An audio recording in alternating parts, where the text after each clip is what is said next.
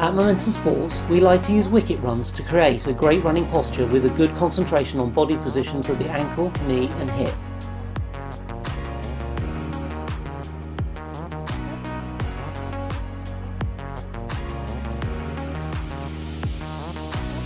Wicket runs are run over small hurdles designed to help with different aspects of an athlete's technique. This can be done with the hurdles fairly close or spread at a near full striding distance to make sure that the athlete is running smoothly as possible. You can also use them to work on acceleration mechanics, with each stride being a little longer than the last.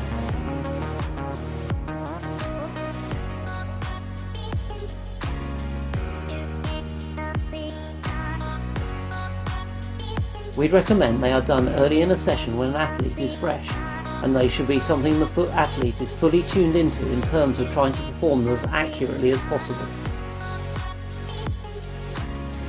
Often coaches will use wickets, mini hurdles or ladders to concentrate on speed. This can create a feeling of fast feet, but if we are not developing power alongside this, we are going to create a technique which might have a quick cadence but isn't actually that fast. As with many aspects of coaching, it is vital we know why we are doing an exercise and exploiting it for its primary benefits.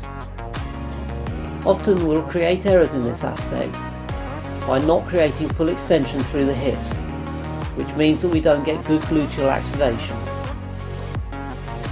Concentration on correct technique in all aspects of running, but particularly in wicket runs, is vitally important.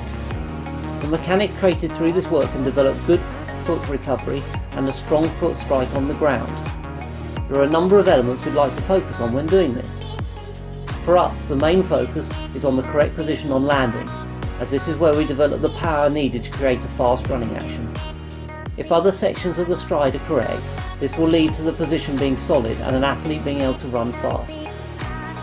This athlete is showing the sort of posture we are looking for with the ankle dorsi flexed, meaning the toes pulled up, the hip over the stance foot and the hips relatively high. We might like to see him pull the foot back a little more before landing, which is probably restricted by the slight extension beyond the knee of the foot at the furthest forward point, but essentially he is doing most of the correct angles.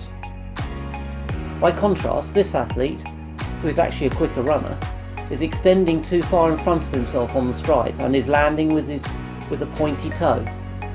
This is called a plantar flex position, which will block his action and create unwanted braking forces, as well as not generating the force desired on each step.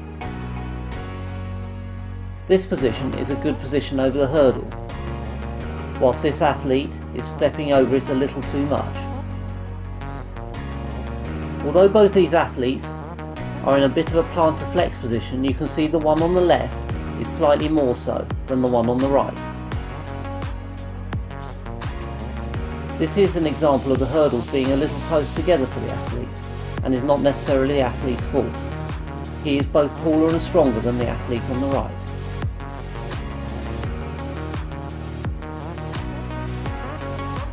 In this video we see the athlete from the last picture performing an acceleration through the hurdles, where we are looking at a slightly longer stride on each step.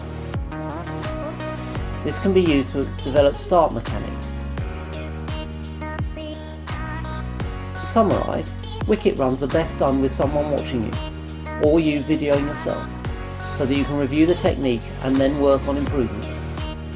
It is often a good policy to do some runs over the hurdles and then do a few more without them there, by trying to maintain the techniques you are using. We hope you find this video useful, and if you did, we have many others that will be able to help you with all aspects of your running.